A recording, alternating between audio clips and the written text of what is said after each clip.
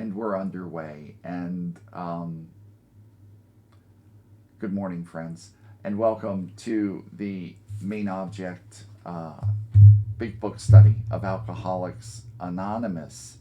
And I would like to start this meeting by asking our friend Diane to read the AA preamble. Good morning. I'm Diane. I'm an alcoholic. Alcoholics Anonymous is a fellowship of people who share their experience, strength, and hope with each other that they may solve their common problem and help others to recover from alcoholism. The only requirement for membership is a desire to stop drinking. There are no dues or fees for AA membership. We are self-supporting through our own contributions. AA is not allied with any sect, denomination, politics, organization, or institution, does not wish to engage in any controversy, neither endorses nor opposes any causes. Our primary purpose is to stay sober and help other alcoholics to achieve sobriety. Diane, thank you. And am I correct in assuming that's you with the rooster crowing in the background? Lots of roosters and lots of birds chirping. There we go. That's wonderful. And now I'm going to ask everybody to join me in setting the tone, setting the real tone, and inviting God into this meeting by reciting the Serenity Prayer. God, grant me the serenity to accept the things I cannot change, the courage to change the things I can, and the wisdom to know the difference. Thank you, friends. And this is a line by line big book study meeting. I think most of you know that by now. In case you have not been here before, I will just give you a quick rundown. We go, as I said, we go through the book. We are not. This is not the Evelyn Wood big book meeting where we speed read through it. We actually take our time and we go pretty slowly, and but we really sort of extract all the spiritual power and meaning from the text, and so.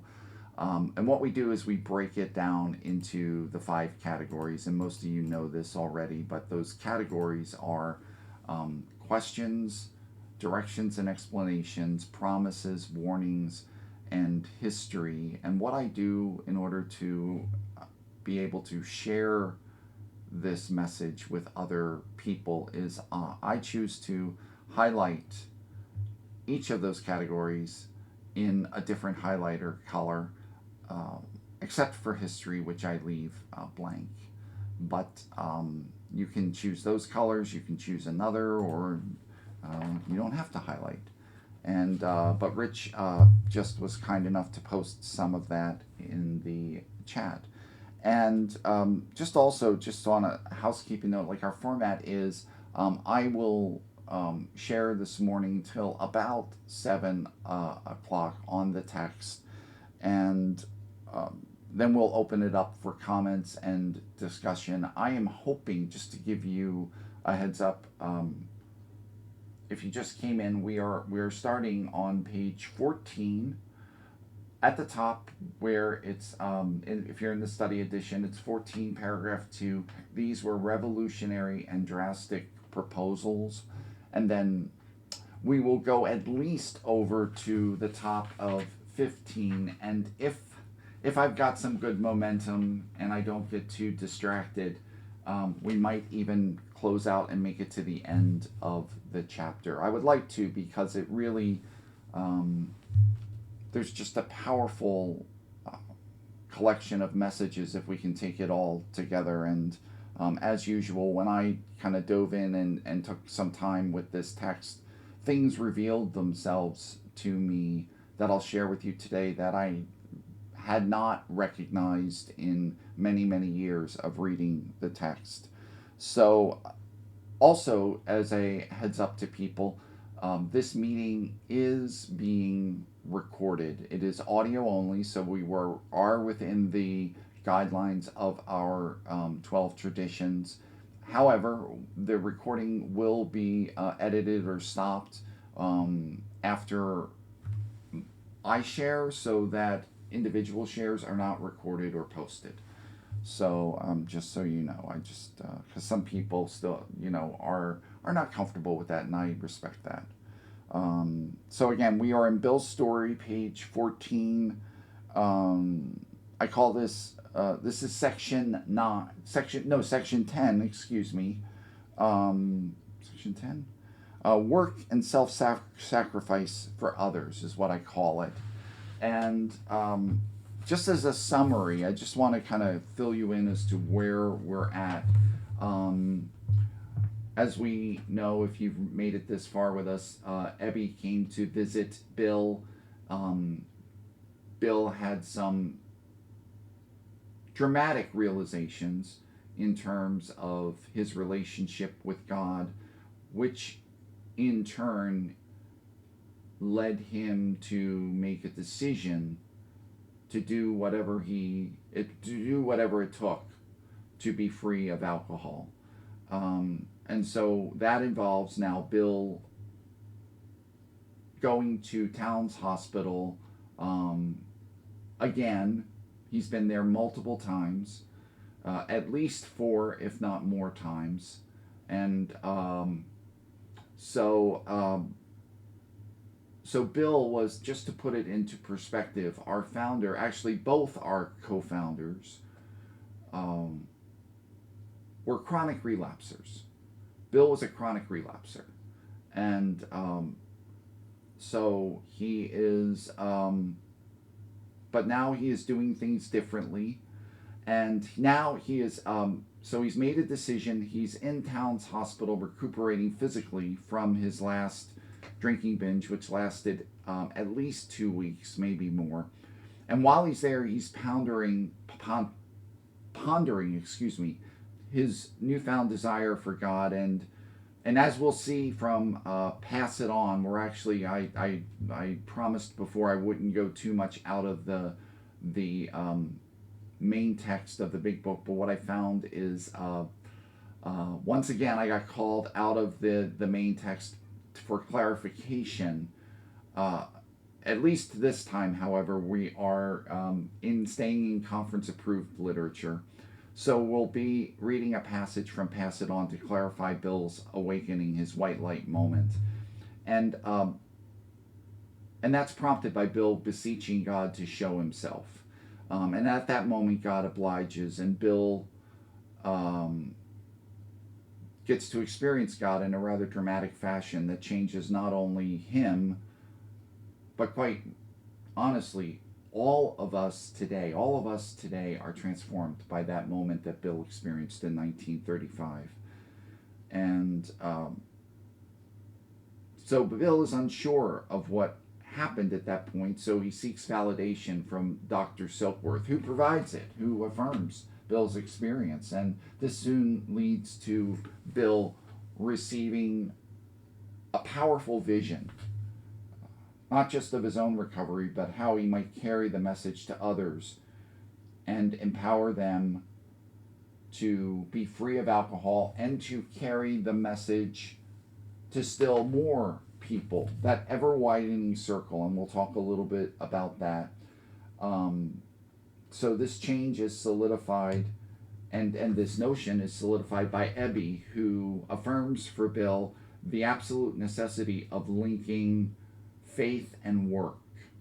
We talk a lot about faith in Alcoholics Anonymous, but one of the things I saw in this text, and we'll come to it, is that almost invariably, faith is tied to the concept of work, which, believe me, for years I wanted to divorce those two, but we'll touch more on that in a bit.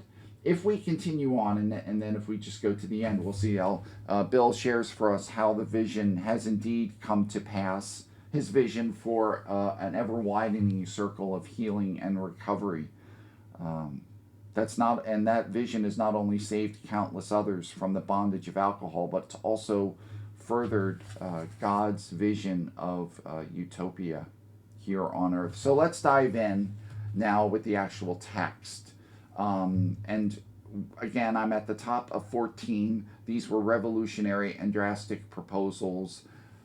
I take this entire paragraph as a promise or a reward. So I highlighted it in blue, the entire paragraph. And I want to touch base on two words here because I think their meaning helps open things up in a big way for me. The first is revolutionary. And what I did, I think some of you know, but I'll mention it again. I actually went on to it. This looks a little time worn because this is a 1939 dictionary that I purchased off of eBay. And I did that because 1939 was, of course, the year the book was written. And so I wanted to see what the words meant at that time. And here's what the word revolutionary meant from that definition. And I think it's an important distinction because it's where is it? Revolutionary is defined by tending to produce an outbreak in the social order or relations. And I think, and that's the definition. And I don't know if that's how Bill saw it, but I'm just going to assume for a second that perhaps he did, because what that starts to point to is what we'll see time and time again is that Bill saw the AA movement or the fellowship not just as a plan of personal recovery, but as a vehicle for global transformation. Bill was not a small thinker, okay? He saw this as transforming the world.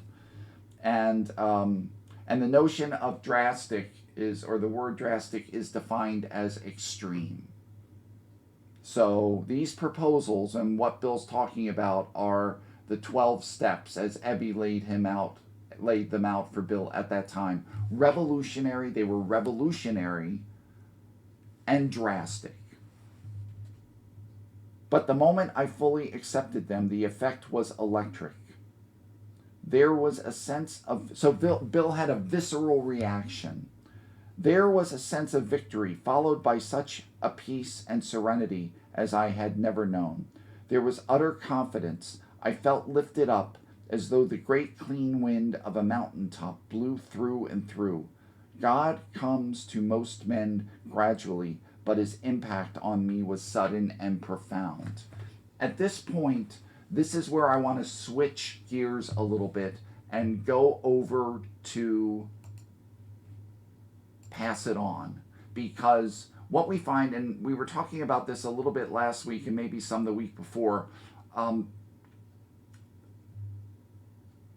in the background of this book being written, there was a lot of back and forth. Bill wanted to write a deeply spiritual book. There were those around him, other AA members, who were concerned that putting such a heavy emphasis on God would turn unbelievers away. And so there was definitely a softening of the spiritual message, although that, we'll see that message still does come through and in a big way in some of the text we'll read today. But let's look at Bill's full, I think it's important that we see what Bill fully experienced during his awakening. Because and this is from Bill's biography, AA biography, Pass It On. So this is conference approved. In his helplessness and desperation, Bill cried out, "I'll do anything, anything at all." He had reached a point of total utter deflation, a state of complete absolute surrender. Just hit the pause button. Remember we talked about those 4 commitments, the 4 commitments Bill needed to make in order to receive the grace to stay sober. And these are almost, you could call them like lead ups to the steps. These don't replace the steps. These 4 commitments are what many people need to experience in order to even move into the steps. And we see this in Bill's story and Dr. Bob's story. And one of those four commitments is ego deflation. And so Bill is now experiencing utter deflation, a state of complete and absolute surrender. With neither faith nor hope, he cried, if there be a God, let him show himself. And again, this is all happening in Towns Hospital as he's laying in the hospital. What happened next was electric. Suddenly, my room blazed with an indescribable white light. I was seized with an ecstasy beyond description. Every joy I had known was pale by comparison. The light, the ecstasy, I was conscious of nothing else for a time. Then, seen in the mind's eye, there was a mountain. I stood upon its summit. There a great wind blew, a wind not of air but of spirit. In great clean strength it blew right through me. Then came the blazing thought, you are a free man. I know not at all how long I remained in this state, but finally the light and the ecstasy subsided. I again saw the wall of my room. As I became more quiet, a great peace stole over me, and this was accompanied by a sensation, difficult to describe. I became acutely conscious of a presence, capital P, so that's a divine presence, which seemed like a veritable sea of living spirit. I lay on the shores of a new world. This, I thought, must be the great reality, the God of the preachers. Savoring my new world, I remained in this state for a long time. I seemed to be possessed by the absolute, and the curious conviction deepened that no matter how wrong things seemed to be, there could be no question of the ultimate rightness of God's universe. For the first time, I felt that I really belonged. I knew that I was loved and could love in return. I thanked my God who had given me a glimpse of God's absolute self. Even though a pilgrim upon an uncertain highway, I need be concerned no more, for I had glimpsed the great beyond.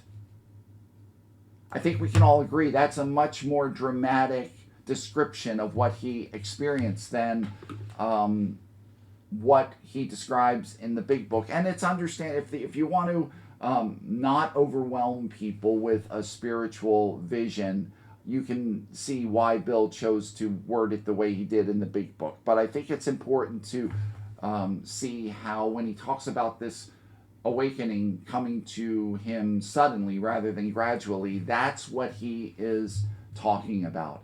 And that passage, by the way, it's not in the chat yet, but it will be in the video comments later today. So moving on paragraph 14.3, back to the big book. For a moment, I was alarmed and called my friend, the doctor, to ask if I was still sane. He listened in wonder as I talked. I don't have that highlighted. That's more like history or detail. But the next sentence I have as a promise or a reward. So that's blue. Finally, he shook his head, saying, something has happened to you I don't understand. And then the next sentence I have as direction or green. Dr. Silkworth is giving Bill direction. But you had better hang on to it. Anything is better than the way you were. What has happened here, which is important, is that we've seen time and time again that Dr. Silkworth is positioned as the authority on alcoholism and recovery from alcoholism. And he is probably one of the most knowledgeable people in the world at this time about alcoholism. And Bill has this vision. And what he's doing right now is he's getting confirmation of his experience from the leading medical authority on alcoholism. So he's saying, Bill, this spiritual experience is a real thing that you experienced. Hold on to it. This next sentence I think is critical, and I have this as a promise. the good doctor now sees many men who have such experiences. He knows that they are real. So, what that means is that it also points to not just the validity of the experience, but the scope of it. Meaning, like, hey, I was the first guy that the Dr. Silkworth saw. I was an outlier. Nobody had experienced this before. But, and we can take this, I don't think I'm reading too much into this. What Bill's trying to say is, as a result of the AA program and the 12 steps, Dr. Silkworth sees many experiences like this now. So it validates the impact and the if I'm going to use a $25 word, duplicatability. You can duplicate this. You can reproduce it again and again and again through the practice of the 12 steps. And of course, when we get to the appendix to spiritual experience in a couple weeks, we'll see that some people get it instantaneously and dramatically. That was my own experience. But other people, and most people, experience it gradually as what they call the educational variety. But moving on, in paragraph 5, this next paragraph, I have double highlighted. I call it a promise and direction. Make your own choice. It can be one or the other, or both.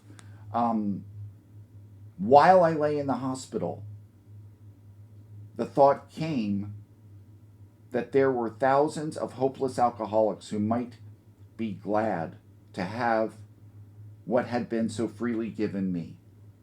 Perhaps I could help some of them. And they, in turn, might work with others. What is happening in this paragraph is, I think, both dramatic for Bill, dramatic for us, and also very instructive for us. And what I mean by that is that Bill is quickly experiencing a vision of a movement. He's not think about this. This was the guy, remember? The guy that was going to overtake Walter Hagen, the guy that was coming back as Napoleon, the guy who was going to be like the number one man. It was all about Bill. And what is Bill seeing? Bill is receiving or getting, in spiritual circles, some people call this a download. Bill received a download from his higher power. At least he doesn't say that. That is my interpretation. This is a spiritual vision of a plan of transformation to benefit other people and mankind in general.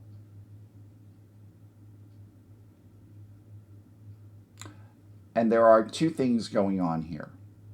If you'll remember, for those of us who have been here since the beginning of our journey through the 12 steps, or through the big book, remember back in the forwards when we talked about what we saw is this vision or this notion of our recovery needing to be an ever-widening circle or an ever-expanding experience of more people sharing with more people.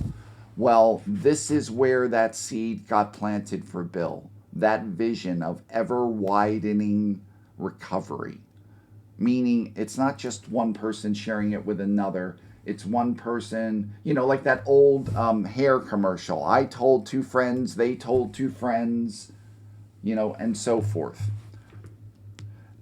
But I think the more important part, and I can speak from my own experience, and I think I know I'm not the only person in recovery who can say this, is that if we work the steps, God has for each of us a personal vision of our impact on other people, our influence on other people.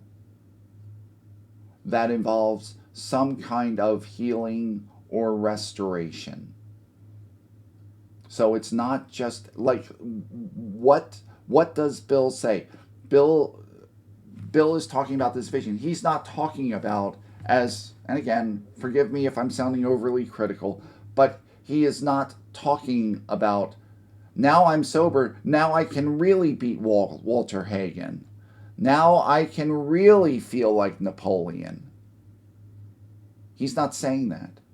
And even we sometimes hear talk in meetings, which it's not, I'm not refuting anybody who wants to feel like they have a life beyond their wildest dreams. And that can mean many things.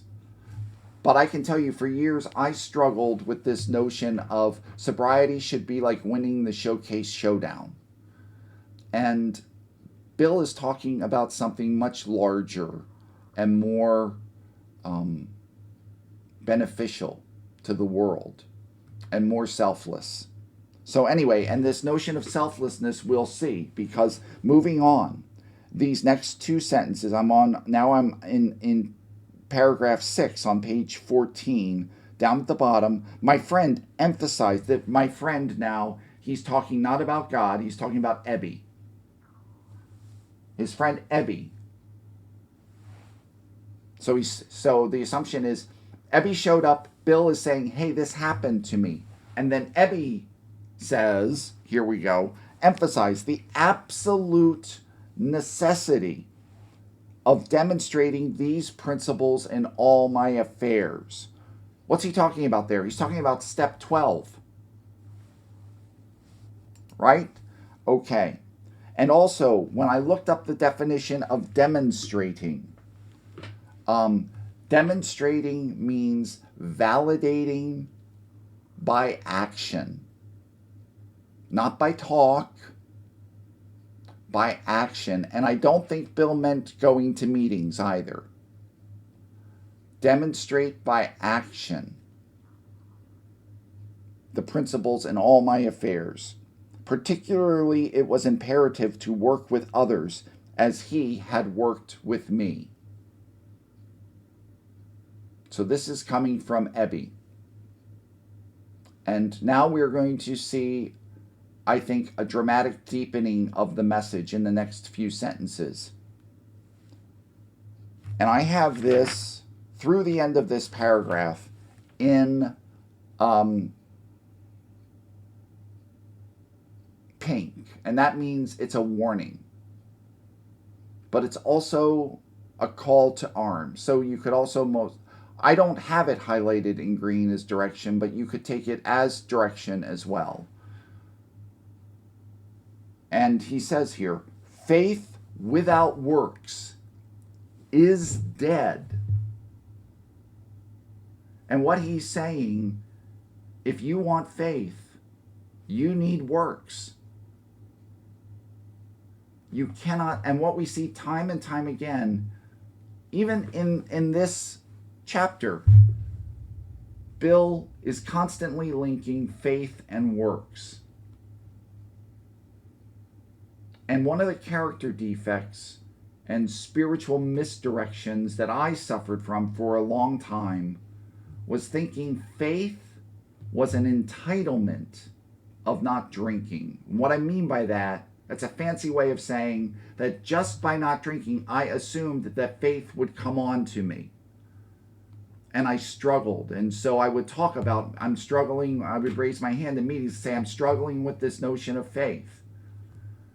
And now I look back on that and I'm sort of like, if I were sponsoring myself, which I've done at times, I would say, the question I would pose to myself is, well, okay, you're struggling with faith. Tell me about your works. And I would be like, well, I come to meetings. Well, I shake hands. They're not talking about that. And actually, what they'll talk, I think they get clear on what they'll talk about in a moment here. The other thing that I want to say is, and I will, I don't want to veer too dramatically or too fully into the realm of the religious, but Bill is it is clear from this text. Remember, the focus was on, listen, Bill, you need to tone down the spiritual experience. And Bill's like, I'm half wondering. Bill's like, okay, I'll go light on, the lightning bolts and the thunder and all that. I'll go light on that. But I'm going to slip in some biblical references so that maybe if people haven't read the Bible, they won't pick up on it. But those who know the Bible a little bit will see what I'm really talking about. And I'm saying that because where does the notion faith without works is dead come from? It comes from James, the book of James, which was a huge influence on our founders. And it says there's a passage in James chapter 2, line 17 that says, thus also faith by itself, if it does not have works, is dead.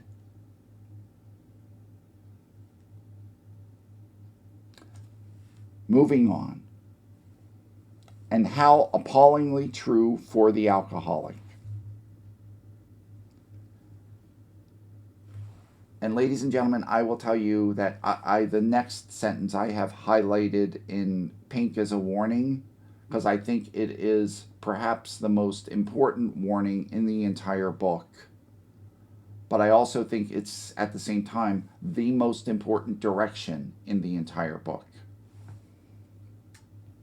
For if an alcoholic failed to perfect and enlarge his spiritual life through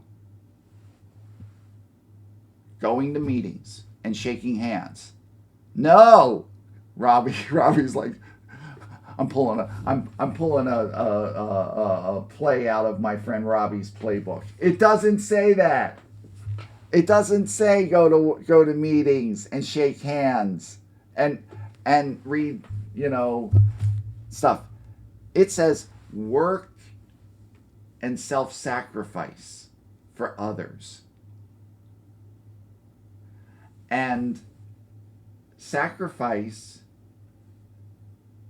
means a task accompanied, a task rooted in inconvenience,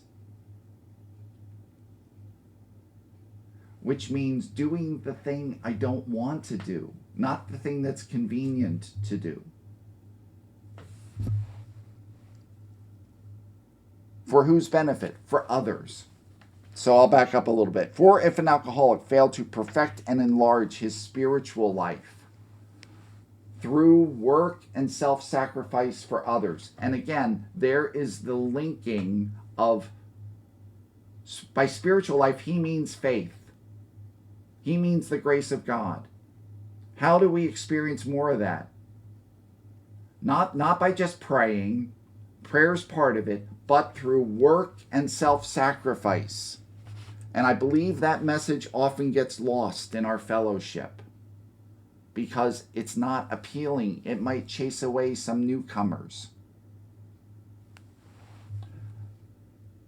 So if he didn't do that, though, he could not survive the certain trials and low spots ahead. If he did not work, he would surely drink again. Again, this is all warning. The rest of this paragraph is warning. And if he drank, he would surely die. Then faith would be dead indeed. And Bill takes that point, and he doesn't punch a lot of points in the big book. He'll italicize things, but he won't say, yo, listen to this. But on this one, he does. He punches it. He says, with us, it is just like that. Meaning, this is it, folks. This is the deal right here. Work and self-sacrifice for others.